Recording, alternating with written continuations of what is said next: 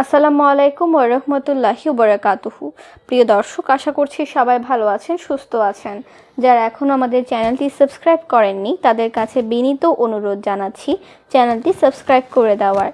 সবাইকে স্বাগতম জানিয়ে শুরু করছি আজকের সংবাদ প্রতিবেদন। এমপিদের পালানোর দরজা ও আব্দুল কাদেরের সত্য ভাষণ।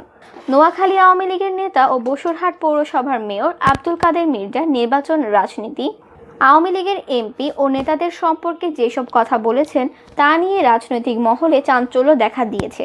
তিনি এমন কিছু কথা বলেছেন যা বিএনপি ও অন্যান্য বিরোধী দলের নেতারা বলতে সাহস পাননি, কিংবা বললেও ক্ষমতাসীনেরা অপপ্রচার বলে উড়িয়ে দিয়েছেন।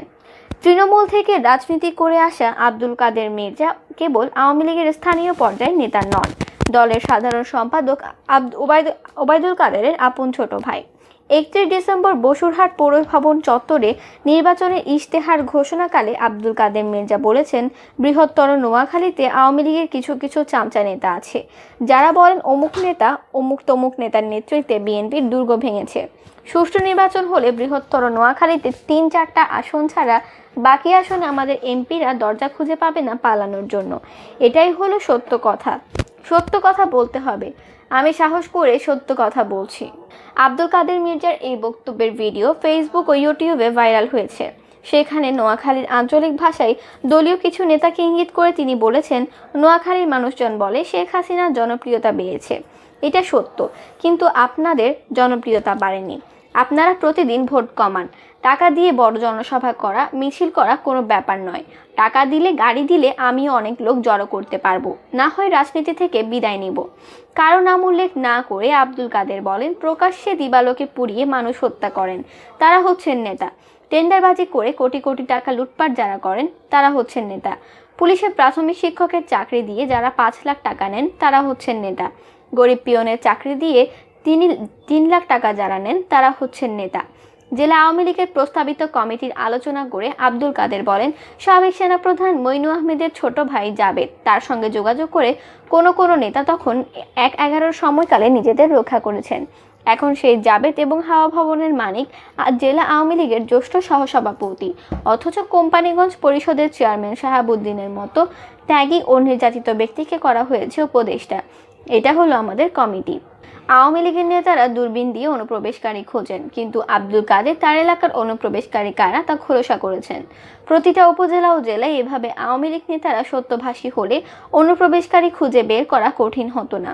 আসলে যারা অনুপ্রবেশকারীদের সঙ্গে থাকতে স্বাচ্ছন্দ্য বোধ করেন তারা অনুপ্রবেশকারীদের খুঁজে পাবেন কিভাবে? করোনা ভাইরাসের টিকা নিয়ে ব্যবসা করার সুযোগ দিয়ে সরকার একটি স্বার্থান্বেষী মহলকে শত কোটি টাকা হাতিয়ে নেওয়ার সুযোগ দিয়েছেন বলে অভিযোগ করেছেন বিএনপি কর্তৃক গঠিত কোভিড-19 ভ্যাকসিন সংক্রান্ত কমিটির আহ্বায়ক খন্দকার মোশাররফ হোসেন।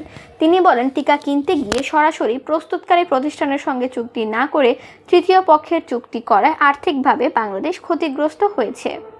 সড়ক পরিবহন ও সেতু মন্ত্রী ওবায়দুল কাদেরের ছোট ভাই আব্দুল কাদের মির্জা তার সত্য বচন অব্যাহত রেখেছেন। নিজের অবস্থান পুনর্ব্যক্ত করে গতকাল মঙ্গলবার তিনি বলেন, আমি বললে অপরাধ, ধমকায়, গুলি করবে, ছাঁচড়া করে দেবে, কিন্তু আমি এইসবকে ভয় পাই না। আমি ওবায়দুল কাদেরকেও ভয় পাই না। দল থেকে বহিষ্কার করে দেবে।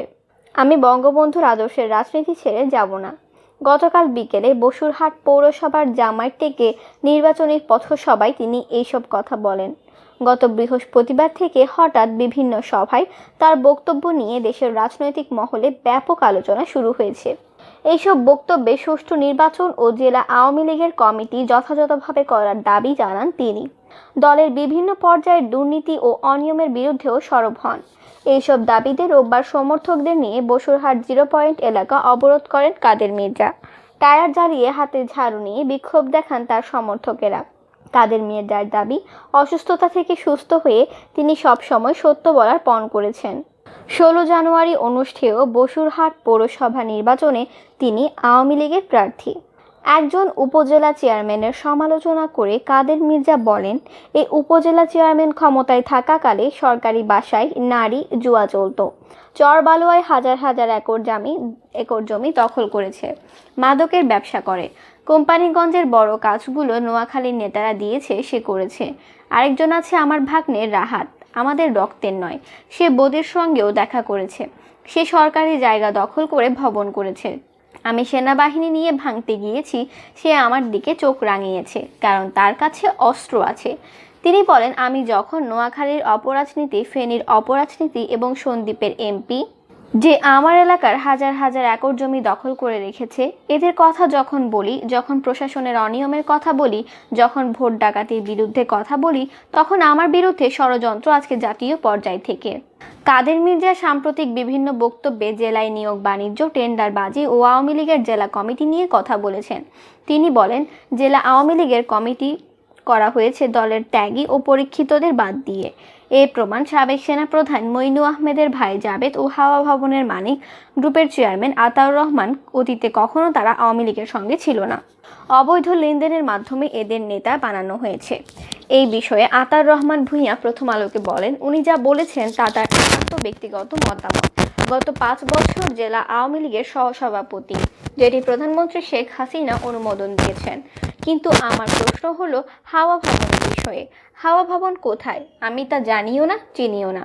আমি বিএনপির রাজনীতির সঙ্গে কখনো ছিলাম না। আর সাবেক সেনাপ্রধানের ভাই মিনহাজ আহমেদ জাবেদ বলেন, ছাত্র অবস্থায় সক্রিয় রাজনীতি না করলেও আমি শৈশব থেকে বঙ্গবন্ধুর আদর্শ লালন করি। এরপর দলীয় কর্মকাণ্ডে সক্রিয় হই। এতে দলের নেতারা যোগ্য মনে করায় সহসভাপতি করেছেন। আমি কোনো তদবির করিনি। এদিকে গতকাল দুপুরে কাদের মির্জার স্বাক্ষরিত একটি প্রেস বিজ্ঞপ্তি গণমাধ্যমকে সরবরাহ করা হয়। 1 পৃষ্ঠার প্রেস বিজ্ঞপ্তিতে তিনি আওয়ামী লীগ সরকারের সাফল্য তুলে ধরেন। এর শেষে তিনি বলেন, কোনো গণমাধ্যম বিভ্রান্তি সৃষ্টির জন্য তার সাম্প্রতিক বক্তব্য খণ্ডিত করে প্রকাশ করেছে। তিনি কেবল নোয়াখালীতে আঞ্চলিক রাজনীতি নিয়েই কথা বলেছেন। ক্ষমতাসীন আওয়ামী লীগ একটি ষড়যন্ত্রের নির্বাচনে ক্ষমতায় এসে গণতন্ত্রের সব দরজা জানলা বন্ধ করে দিয়েছে বলে অভিযোগ করেছেন। আওয়ামী লীগ নাগরিক স্বাধীনতার গলায় ফাঁসির দড়ি ঝুলিয়ে দিয়েছে। নিঃশব্দ বোবা কণ্ঠই আওয়ামী বাকশালীদের কাছে প্রিয় বলেও মন্তব্য করেছেন রিজভী। আজ মঙ্গলবার দুপুরে দলের নয়াপল্টনের কেন্দ্রীয় কার্যালয়ে আয়োজিত সংবাদ সম্মেলনে এইসব কথা বলেন রুহুল কবির রিজভী। বিএনপির এই নেতার ভাষ্য, ক্ষমতাসীনেরা উৎপীড়নের পথ বেছে নিয়ে যেভাবে গণতন্ত্রকে বিষাক্ত গ্যাস চেম্বারে ঢুকিয়েছেন, তার পরিণতি হবে ভয়াবহ। রিজভী বলেন, আজ 5 জানুয়ারি বাংলাদেশের নির্বাচনের ইতিহাসে এক কালিমালিপ্ত দিন। 7 বছর আগে 2014 সালের এই দিনে সারা দেশে ভোটার ও বিরোধী দলের প্রার্থীবিহীন একতরফা বিতর্কিত প্রতারণামূলক হাস্যকর নির্বাচন অনুষ্ঠিত হয়। দেশ বিদেশে প্রত্যাখ্যাত জনতিকৃত একদলীয় নির্বাচন করতে গিয়ে আওয়ামী লীগ আবারও সারা দুনিয়ায় নিজেদের হেয় প্রতিপন্ন করে। আজ্ঞাবহ নির্বাচন কমিশন, আইনশৃঙ্খলা রক্ষাকারী বাহিনী ও দলীয় সন্ত্রাসীদের নিয়ে গণহত্যা, গুম, নির্যাতন চালিয়েও ন্যূনতম ভোট আদায় করতে পারেনি আওয়ামী লীগ। সারা দেশে নির্বাচন কেন্দ্রগুলো ছিল একদম ফাঁকা। পূর্ব ঘোষণা অনুযায়ী আজ সারা দেশে বিএনপি কার্যালয়ে কালো পতাকা উত্তোলন করা হয়েছে। পাশাপাশি দলের নেতাকর্মীরা কালো ব্যাজ ধারণ করেছেন। রিজভী আরও বলেন, 300 আসনের সংসদ নির্বাচনে আওয়ামী লীগ নিজেরা নিয়েছিল 293 আসন। মাত্র 60টি আসন বিরোধী দলকে দেওয়া হয়। 73 সালের নির্বাচনে জাসদ 237টি আসনে প্রতিদ্বন্দ্বিতা করেছিল। জাসদকে দেওয়া হয়েছিল মাত্র 1টি আসন। দুর্নীতি, সন্ত্রাস, গণতন্ত্র হত্যা, ভোটাধিকার হরণ আওয়ামী লীগের ইতিহাসে নতুন নয়। দেশের ইতিহাসে দেখা যায়, আওয়ামী লীগ কখনোই সুষ্ঠু নির্বাচনে বিশ্বাস করে না। অংশগ্রহণমূলক নির্বাচনী সংস্কৃতি আওয়ামী লীগ কখনোই